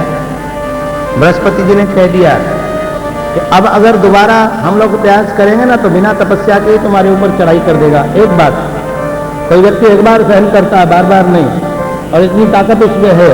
और दूसरी बात मेरी समझ में, अब उसने अपने विनाश का बीज खुद बो लिया है, इसलिए दोनों ही दृष्टियों से अब दोबारा छेड़ना ठीक नहीं। पूरे शरीर को दीमक खा गए, मस्तक से ज्वाला निकलने लगी। आखिरकार ब्रह्मा जी को आना पड़ा।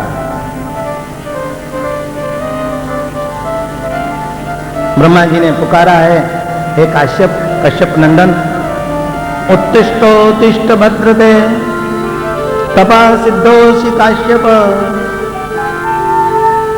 तुम्हारा तप सफल हो गया कश्यप नंदन, उठो खड़े हो जाओ। अपने दिव्य कमंडल के जल से छींटा दिया, वैसा का वैसा हो गया जैसा घर से आया था, क्योंकि सिद्ध है ये जल।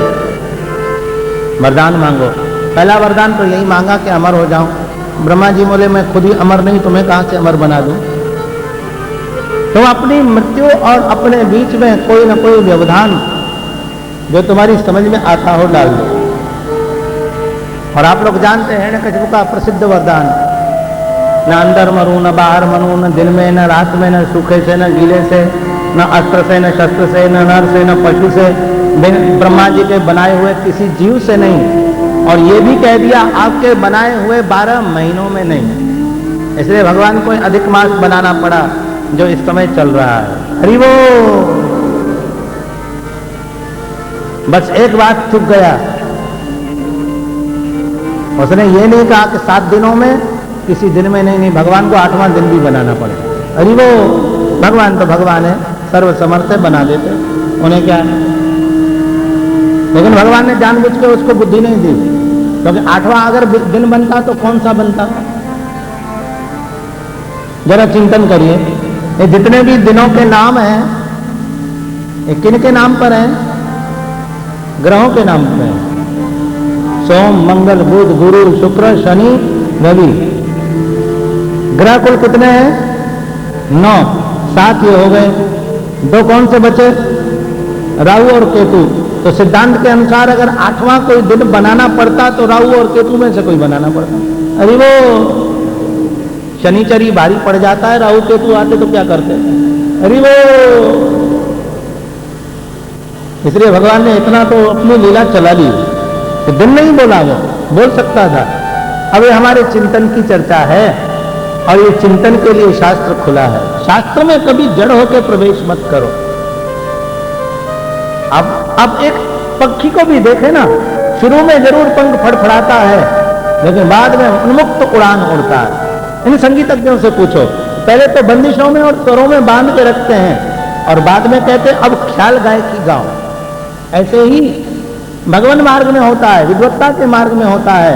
पहले तो थोड़ा शास्त्र से बंध के चलना पड़ता है, और सच पूछो, जब स्वतंत्र चिंतन होने लगे तब समझना अब शास्त्र तुम में चेतना भरने लगा। अरे वो तो दिन भूल गया भाई। ब्रह्मा जी ने कहा पिंड छूटे, ब्रह्मा जी ने सारे वरदान दे दिए। चिंता तो हुई, न अंदर मरे, न बाहर मरे, न दिन में मरे, न रात में मरे, न पशु से, न नर से, न ब्रह्मा से, मेरे बनाए हुए किसी जीव से। तो आखिरी मरेगा कैसे? बोले भगवान जाने, उनके काम जाने, मैं तो जाऊं यहां से। ऐसे दुष्ट आदमी के सामने खड़ा रहना भी ठीक नहीं ज्यादा देर। ब्रह्मा जी भागे वहां से। अब तो हिरण्यकशिपु का अहंकार बढ़ गया, अब मुझे कौन मार सकता? उसने अपनी समझ में स्वयं को अमर समझ लिया। तो ब्रह्मा जी नहीं समझे, न समझे, लेकिन जब दिन में नहीं, रात में नहीं, अस्त्र से नहीं, शस्त्र से नहीं, अंदर नहीं, बाहर नहीं, तो फिर मैं मरूंगा कैसे? मैंने ब्रह्मा जी को चकमा दे दिया। अरे तेरे को भी चकमा देने वाला तेरा और कोई बैठा है, बड़ा बाप। अरे वो तो कितना भी बुद्धिमान हो, वो बुद्धियों का सरताज है। यही श्रीमद् भागवत की कथाओं में सिद्ध किया गया है। तू कितना भी चतुर हो, वो चतुर चक्र चूड़ामणि, और यही आस्था पैदा करने का मार्ग है। सर्वसमर्थ और सर्वतंत्र स्वतंत्र केवल परमात्मा है। और जो देखो वो आपका हमारा क्या हाल है? हम भी तो यही विचार करते हैं कि मरे ना, मानो अमर पाठा खा के आए हैं, ऐसे जी रहे हैं। ये जिजीविषा बड़ी बुरी चीज है। क्या हमारे साथ ये भाव नहीं जुड़ा? जरा सोचना। और वैराग्यवान महापुरुषों का जीवन तो ये है, जो अभी अभी आप सुन रहे थे, हर पल तैयार रहें, कभी भी बुलावा आ जाए हम चलने को तेरे साथ तैयार हैं। इधर से आए हैं तब करके, इधर श्री प्रहलाद जी महाराज 5 वर्ष के बालक हो चुके हैं। प्रहलाद देखने में बड़े सुंदर हैं, रत्नारे नेत्र हैं। ध्यान दें, नारद जी ही इनके गुरु हैं, और युधिष्ठिर को कथा नारद जी ही सुना रहे हैं। जब कोई गुरु अपने शिष्य की प्रशंसा करते हुए आनंद से कथा सुनाता हो, वो शिष्य बड़ा बड़भागी होगा, जरूर विशिष्ट होगा। इस कथा के वक्ता हैं नारद जी। राजा प्रहलाद जी के बारे में क्या कहूं? वो बालक तो जन्मजात ही भगवत भक्ति के रंग में रंगा हुआ था। कभी एकांत में घंटों बैठ जाता था, प्रभु के ध्यान में लीन हो जाता था। कभी उसको ऐसा भाव आता था कि भगवान मुझे छोड़ के चले गए, तो दार मार करके रो पड़ता था। कभी ऐसा देखता था कि मयूर मुक्ति कुंडलान्वित गोविंद मेरे सामने बंसी बजा रहे हैं, मुझे हाथों से बुला रहे हैं, और हरे कृष्ण गोविंद कहता हुआ नृत्य करने लगता था। जो भक्ति कई बार भागवत कथा सुनकर के भी आज वैष्णवों में नहीं दिखाई देती, वो उस बालक में जन्मजात थी। मग्न हो जाता था भगवान। और जब उसी घर में रहता था तो पिता ने एक दिन देख लिया, उसके मुख से कृष्ण नाम नारायण नाम सुन लिया। ओहो, मेरे पुत्र के मुख से नारायण का नाम। कयाधु को बुलाया, देवी ये तुम्हारा छोटा बालक प्रहलाद किसका नाम जपता है? ये हमारे शत्रु का नाम है, वो बचा है, उसको समझ नहीं है, उसको समझा दो, ये हमारे शत्रु का नाम है, ये नाम न लिया करे। और ध्यान रखना, अगर नहीं माना तो मैं नहीं लिहाज करूंगा कि मेरा बालक है। अम्मा का हृदय प्रहलाद को गोदी में लेकर के समझाने लगी, बेटे तुम्हें नारायण नारायण नाम जपते हो, आज तुम्हारे पिता ने मुझे बुला करके कहा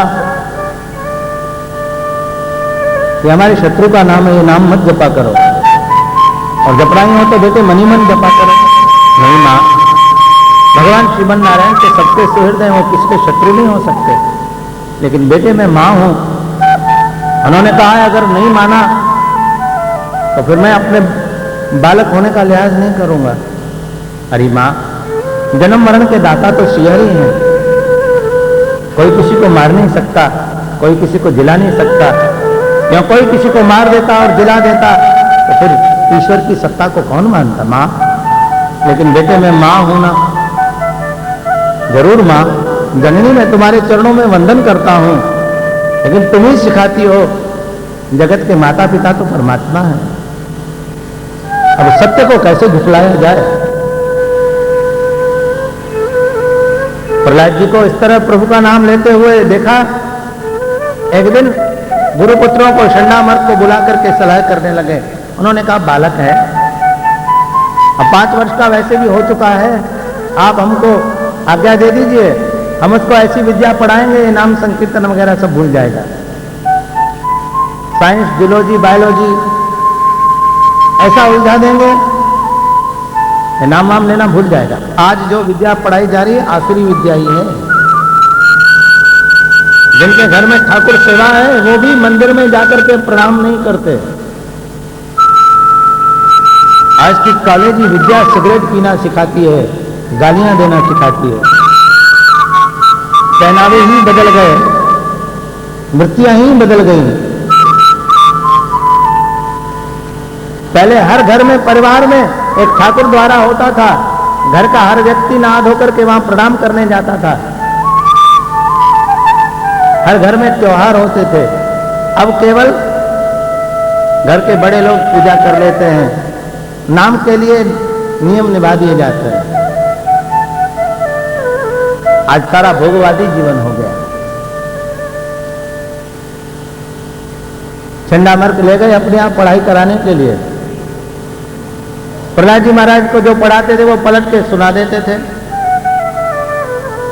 उन्होंने हिरण्यकशिपु को संदेशा दिया कि आपका बेटा बहुत कुशाग्र बुद्धि है, एक बार में जो सुनाते हैं याद कर लेता है। भक्तों की बुद्धि भी बड़ी तेज होती है,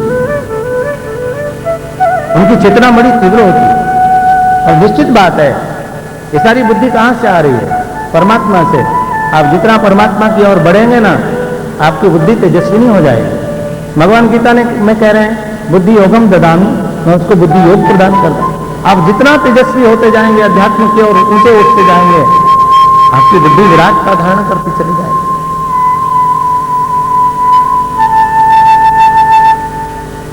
जो जगत को रचने वाले जगन्नाथ का रहस्य समझ गया, उसको माया की बातें समझने में क्या लगता है? सच पूछो, माया की बातें भी जितने सही रूप से वो समझ पाते हैं, माया में डूबे हुए नहीं समझ पाते। अरे वो सत्य ये है। प्रेमियों, उसने संदेशा भेज दिया कि अब तो हमको पुरस्कार मिलेगा। देखो क्या, एक बार जो सूत्र सुनाते हैं बिल्कुल कंठस्थ हो जाता है इस बालक। बोले महाराज, हमने आपके बालक को वो पढ़ाई पढ़ाई है, आप सुनेंगे तो दंग रह जाएंगे। बोले आज भेजा जाए। प्रहलाद जी घर पर आए हैं, माता के चरणों में प्रणाम किया। माता ने नहलाया, धुलाया, कुछ खिलाया, नए कपड़े पहनाए, बालों में सुंदर सुगंधित तेल लगाया और प्रहलाद को एक सेवक के साथ में सभा में भेज दिया। बात कुछ चर्चा का विषय बन चुकी थी। आज सभा में कौतुक देखने के लिए भीड़ कुछ ज्यादा थी, और गुरुजी महाराज का तो क्या कहना। इतने बड़े राजा की प्रसन्नता कौन अर्जित नहीं करना चाहेगा।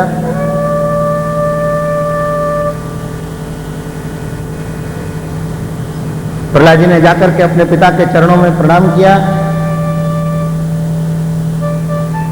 हिरण्यकशिपु ने बालक को गोदी में उठाया, माता सूंघ करके माथे पर हाथ फिरा करके पुचकार के पूछने लगे, प्रपच्छ कथ्यताम वत्स मन्यते साधु यत् भवान। हे पुत्र वत्स, जो तुम साधु मानते हो, जो तुम अच्छा मानते हो, जो तुमको तुम्हारे गुरु ने पढ़ाया है, जो तुमको अच्छी तरह याद हो, जरा सुनाओ तो मुझे। प्रहलाद जी को समस्या हो गई, झूठ कैसे बोले। जो अच्छा लगता है, जो अच्छा मानता हूं, वो तो ये गुरु पढ़ाते नहीं है। और प्रहलाद जी की वाणी सुनेंगे तो आप चकित रह जाएंगे। 5 वर्ष का बालक बोल रहा है, तत्साधु मन्ये सुरवर्य देना सदा समुद्विग्न धिया असद्ग्रह हित्वात्मपातं ग्रहमंदकूपम वनं गतो यधरिमाश्रयेत्। हे असुरवर्य, तत्साधु मन्ये, मैं यही सबसे अच्छा मानता हूं। क्या? आत्मपात कराने वाले इस गृहस्थी रूपी अंधे कुएं को त्याग करके वन में जाकर के प्रभु का भजन करना चाहिए। 2 शब्द दिए हैं गृहस्थ के लिए, एक तो अंधा कुआं और दूसरा कहा है आत्मपात कराने वाला। अंधा कुआं इसलिए, अंधे कुएं में फिर सूझता नहीं है, क्या करूं क्या नहीं करूं, कहां जाऊं, फंसे हैं, क्या करें। हरि वो मैं फिर दोहरा दो शब्द, गुड़ की लिसरी है, चिपक गई है तालू से, न उगली जाए न निगली जाए, जैसे तैसे उसको जो है घोल घोल के उतारना ही पड़ेगा। अरे वो, और आत्मबात का अर्थ जानते हैं? आत्मबात का अर्थ है तेरी मेरी बने नहीं और तेरे बिना सरे नहीं। अरे वो बनती भी नहीं है और रह भी नहीं सकती। और आत्मबात बताऊं, और आत्मबात होता है जिनको देख करके जी घुटता है, उनकी भी बलैयां लेनी पड़ती है, न्यौछावर करनी पड़ती है। अपने भी छोरे छोरी जवान हो गए हों और देरानी जेठानी के भी जवान हो गए हों, उनके रिश्ते आते हों और अपने ना आते हों, तो जी तो घुटता है तो हमारी भी दिखने में सुंदर। इन मरों में क्या रखा है पता नहीं, कितने कितने इनके सगाई संबंध आते हैं। अब जब उनकी घोड़ी निकलती है ना, तब तो जी तो घुटता है, लेकिन क्या करे, चाची को नाचना पड़ता है। और जिसका जी घुटता है ना, वो ज्यादा जोर से नाचती है कि कहीं दूसरे को शंका ना हो जाए। अरे वो, इसको आत्मबात कहते हैं, मन में कुछ और बाहर कुछ और। हित्वात्मपातं ग्रहमंदकूपम वनं गतो यधरिमाश्रयेत्। क्यों ऐसा दोहरा जीवन जीते घुट घुट करके? निकल जाओ इस गृहस्थी रूपी अंधे कुएं से। प्रहलाद जी कह रहे हैं, मैं नहीं कह रहा हूं भाई। अरे वो नहीं, तुम्हें बुरा लग जाएगा, जो लिखा है वो सुना रहा हूं। अरे वो काय का अंधा कुआं, स्वर्ग है तुम्हारे लिए, आनंद से रहो। अरे वो भागवत जी की कथा कहने में कहूं तो दूसरी कथा कैसे कह दूं। हित्वात्मपातं ग्रहमंदकूपम वनं गतो यधरिमाश्रयेत्। और हिरण्यकशिपु का दिमाग गया कि षंडामर्क तो कह रहे थे इसकी बुद्धि बदल गई है, और ये तो भगवान का भजन करने की और घर छोड़ने की बातें कर रहा।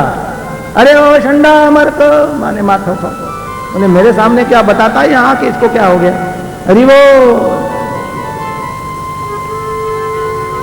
बेचारा कांपता कांपता पास में आया और जी हुजूर, अरे क्या बोल रहा है बालक? बोले महाराज एक मौका दीजिए। ज्यादा बोल नहीं पाया, फोन को अन्नदाता मानता, ले गया साथ में और जाकर के बोलने लगा कि यहां तुम क्या सुनाते हो, महाराज के सामने क्या सुना दिया तुमने? बोले उन्होंने पूछा था कि तुमको जो अच्छा लगता है वो सुनाओ, मुझे जो अच्छा लगता है हृदय से मैंने सुना दिया। बोले बेटे एक बार हमारी ये राजनीति पढ़ जाओ, इस ब्राह्मण के देह की ओर देखो। प्रहलाद जी बोले बिना बात के ब्राह्मण दुख पावे। ठीक है गुरुजी, अब आप जो पढ़ाएंगे वही पढ़ूंगा। ले लाओ पट्टी ले आओ। हाथ में पट्टी ले ली और पट्टी लेकर के लिखवाने लगे और राजनीति के सूत्र लिखवाने लगे। राजा का कर्तव्य है अपने सारी योजनाओं का पुकार पुकार के प्रचार करना चाहिए, चाहे 5 सूत्रीय हो चाहे 20 सूत्रीय हो। प्रहलाद जी महाराज लिख रहे हैं कि भगवान के भक्त मात्र को भगवान के गुण कर्म चरित्राओं को लीलाओं का पुकार पुकार के प्रचार करना चाहिए, चाहे वो 335 अध्याय के हों श्रीमद् भागवत, चाहे 18 अध्याय के हों, चाहे 7 कांड के रामचरित्र मानस हो। हाँ क्या लिखा बेटे? बोले आपने कहा ना पुकार पुकार के प्रचार करना चाहिए। बोले हाँ अब चंगा मुंडा हो गया है, सही लिखा है। अरे वो राजा को जनता में क्या बात चल रही है, जनता की बात को बड़े ध्यान से सुनना चाहिए, नहीं कभी प्रजा विद्रोह कर सकती है। प्रहलाद जी महाराज लिखने लगे जीव मात्र को भगवान की कथाओं को बड़े ध्यान से सुनना चाहिए, एक एक शब्द पीना चाहिए। पिबतो भागवतम रसमालय। क्या लिखा बेटे? बोले आपने कहा ना ध्यान से सुनना चाहिए। वो लिखाते थे राजनीति, ये लिखते थे भक्ति। जब राजनीति के सूत्र पलट करके सुना दिए, उसको लगा अब जब ये राजनीति के सूत्र जाके महाराज के सामने बोलेगा तो महाराज तो मुझे पुरस्कार देंगे। फिर संदेशा भेज दिया कि महाराज अब कि आप अपने बालक की वाणी सुनेंगे तो दंग रह जाएंगे। बोले जरूर। प्रहलाद जी महाराज माँ के पास आए, माँ ने नहलाया धुलाया, कलेवा कराया और सजा करके बालक को भेज दिया। अब चर्चा का विषय और बन गया, भीड़ ज्यादा है आज। अरे वो और गुरुजी महाराज तो आज नए कपड़े पहन करके आए, मुझे पुरस्कार मिलेगा। जरा फूले जा रहे हैं, कुर्सी छोटी पड़ रही है आज गुरुजी को। चरणों में जाकर के प्रणाम किया। पादयो पतितम बालम, प्रणाम करते प्रहलाद जी महाराज को कोई विरोध नहीं। चरणों में प्रणाम करते हुए बालक को देख करके गदगदित हो गया हिरण्यकशिपु तो मेरा बेटा पढ़ करके आया है।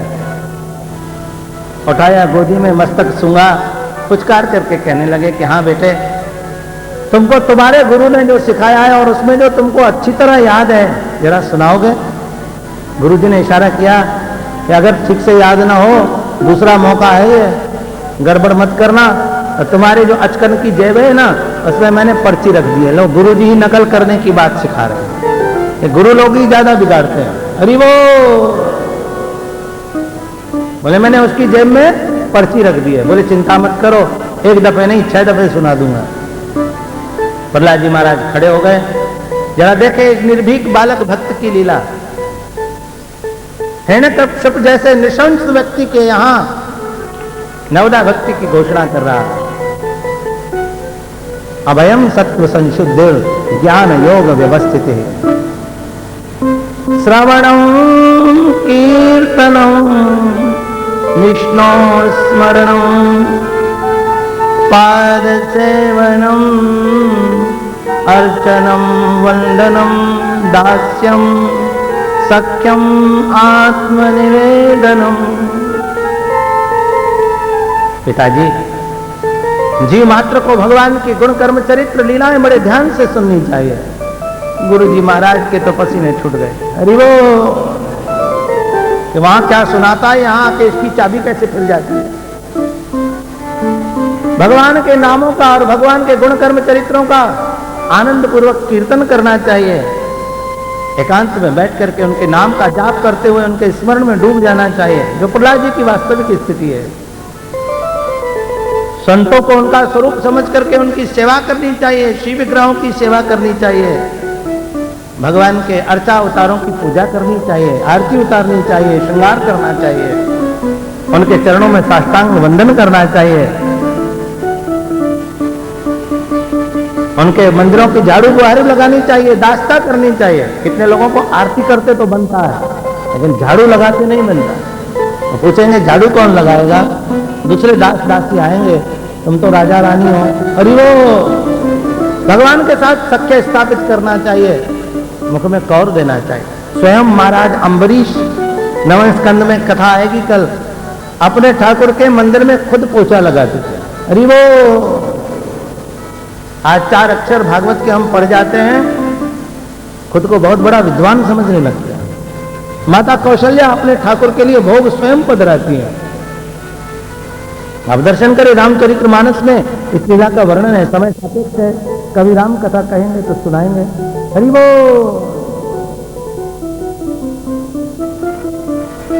सख्यम और सब के अंत में आत्मनिवेदनम।